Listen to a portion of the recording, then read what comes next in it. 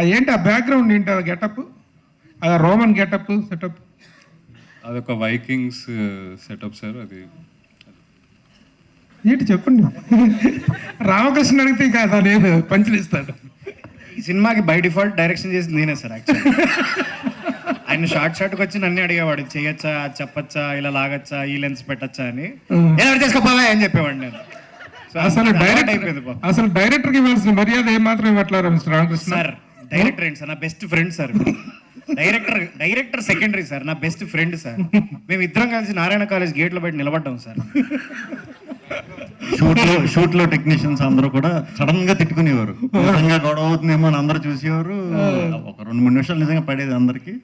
చూసి మళ్ళీ వెళ్ళి ఏంట్రా ఏంట్రా అందరూ అలా షాక్ అయ్యారు. టైం బాగలేక డైరెక్టర్ అయ్యాడు పాపం. అవును సార్, నేను టైం బాగలేక ఆయన దగ్గర యాక్టింగ్ చేస్తున్నాను sir. Bank boss. Very good. ఒకటి ఫైనల్ గా ఆ ఓం భీమ్ బుష్ ఈ టైటిల్స్ అనేటువంటి ఈ పేర్లు అనేటువంటి ఒరిజినల్ నేమ్సా, మీ కంటెంట్ ప్రకారంగా పెట్టుకున్నటువంటి ఫిక్షనల్ నేమ్సా? కంటెంట్ ఆ 3 ఓం భీమ్ బుష్ అనే ఆ 3 వాటికి అర్థాలు ఉన్నాయండి. అవి 100% మన సినిమాకి సింక్. యాక్చువల్గా ఒక మంత్రం లాగా ఉంటది ఓం భీమ్ బుష్, అదొక మంత్రం లాగా. అండ్ వర్డ్స్ ని సెపరేట్ చేసి చూసినా కూడా ఓం అనేది ఫస్ట్ వర్డ్, బుష్ అనే భీమ్ అనేది బలంగా ఇది ఉన్నది, బుష్ అనేది ఇంకా బుష్కి ఇంకేం కారణం లేదు. ఈసారి నుంచి బుష్ అర్థం ఎవరంటే రాహుల్ రామకృష్ణ. బ్యాంక్ బాస్ భీమ్ బలం ఎందుకంటే ఆయన బలగం సినిమా చేశాడు కాబట్టి. అలాగా కొన్ని అలాంటివి కూడా ఉన్నాయండి. 22వ తారీఖు నాడు మీరు చూసినప్పుడు అన్ని అర్థమైపోతాయి. బ్యాంక్ బ్రోస్ చెప్పండి, ఎవరో అని అడుగుతున్నారు. సో బేసిక్గా ఇప్పుడు రిలీజ్ అవుతున్న సినిమాలో హీరోయిన్ బాగుంటే వెళ్దాంరా అని ఒక బ్యాచ్ ఉంటుంది. సో వాళ్ళతో సంబంధం లేకుండా వీళ్ళు ముగ్గురు ఉన్నారా వెళ్ళొచ్చు అనే ఒపీనియన్ చాలా స్ట్రాంగ్ గా ఉంది ఆడియన్స్ లో. ఆఫ్టర్ బ్రోచేవారు మీరు మళ్ళీ రిపీట్ అవుతుంది.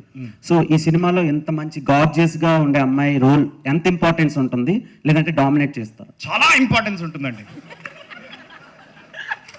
ఆవిడ చేత మేము డామినేట్ అయిపోదామనే పరిగెడుతూ ఉంటాం మేము సినిమా అంతా. అందుకే అది లవ్ స్టోరీ ఇందాక చెప్పాడు కదా సార్. ఓకే, బూమ్ అదే ఓం భీమ్ బుష్ అనే ఒక టైటిల్ ఉంది కదా. ప్రతి ఒక్కళ్ళు చిన్నప్పుడు వాళ్ళ లైఫ్ లో ఏదో ఒక విషయంలో ఈ మ్యాజిక్ జరిగితే బాగుంటుందా అనిపిస్తుంది. అవును సార్. సో ఈ టైటిల్ తో ఈ సినిమాలో ఏదైనా మ్యాజిక్ జరుగుద్దా? మ్యాజిక్ జరిగింది సార్. ఆయన లైఫ్ లో జరిగిన ట్రాజిక్స్ అన్ని ఈ సినిమాలో magic sir. Okay. And Harsha గారు సార్ చెప్పండి. మీరు హుషార్ సినిమా అండ్ రౌడీ బాయ్స్ 2 సినిమాలు చాలా యూనిక్ గా యూత్ఫుల్ ఎంటర్టైనర్స్ లా తీశారు. సో ఈ సినిమాని మేము ఎలా ఎక్స్పెక్ట్ చేయొచ్చు? ఫ్యామిలీ ఆడియన్స్ కూడా వెళ్ళొచ్చు. మీకు ఆ 2 యూనిక్ అనిపిస్తే ఇది యూనికెస్ట్ అట్లా. ఓకే, చాలా మంది హుషార్ మూవీ ఫ్యాన్స్ అడుగుతున్నారు.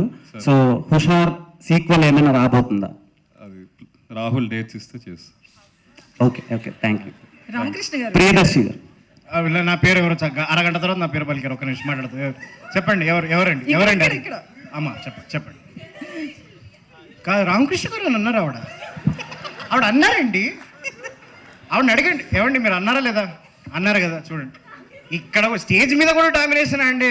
ఎక్కడన్నా కనీసం 1-2 క్వశ్చన్ అన్న చెప్పండి. సో అంటే డైరెక్టర్ మీకు స్టోరీ చెప్పిన తర్వాత అవునండి ఇందులో లాజిక్ లేదు అనిపించింది, మీరు మళ్ళీ శ్రీ విష్ణుని అడగడం జరిగింది అన్నారు. ఎందుకు అనిపించింది? లాజిక్ లేని స్టోరీని ఎలా యాక్సెప్ట్ చేశారు? ఫస్ట్ ఆయన కథ చెప్పిన తర్వాత మేము హోటల్లో కూర్చొని లంచ్ చేస్తున్నాం అండి. సో కథ చెప్పిన తర్వాత నేను ఫస్ట్ రెస్పాన్స్ ఏంటంటే బిల్లు కడతావా లేదా అని అడిగాను ఫస్ట్.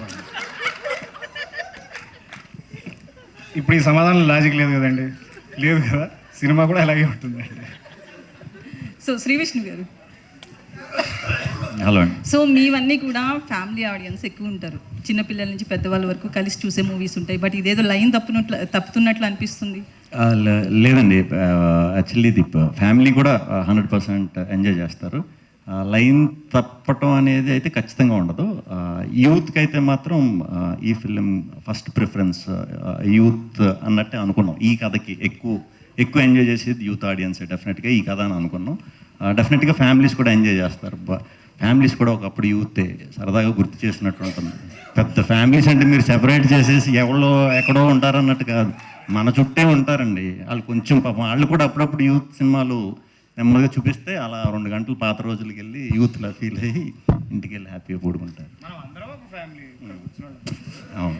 సో మీరు మీమ్స్కి అయితే సెపరేట్గా చాలా రోజుల తర్వాత ఒక పెద్ద కంటెంట్ దొరుకుతుంది అన్నారు. ఎందుకు? అందులో ఏముంది అసలు? అంటే లైనర్స్ బాగా పడినాయండి. 1 లైనర్స్ క్లోజింగ్లు అన్నీ కూడా చాలా చాలా అద్భుతంగా పడినాయి. అండ్ వెరైటీగా ఉన్నాయి. ఈ బేసిక్గా ఇటువంటి ఇప్పుడు మీమ్స్ అని మీరు ఇప్పుడు మీమ్స్ అని అంటున్నారు. ఒక 5-6 సంవత్సరాల క్రితం అట్లా మీమ్స్ అంటారు, మెమ్స్ అంటారు కూడా తెలియదు, చాలామందికి తెలియదు. సో ఇప్పుడు దానికి ఒక వర్డ్ పెట్టాం కాబట్టి మేము అది చెప్పగలిగాం అనమాట. మీమర్స్కి అయితే మాత్రం పండగే. సో లాస్ట్ మూవీ చూస్తే కనుక సామాజ వర్గంతో సైలెంట్గా వచ్చి చాలా పెద్ద హిట్ కొట్టారు. సో ఈ మూవీ మీద మీరు ఎంత కాన్ఫిడెంట్గా ఉన్నారు? ఎందుకంటే ఇది కామెడీ ఒక సెపరేట్ ట్రాక్లో వస్తుంది.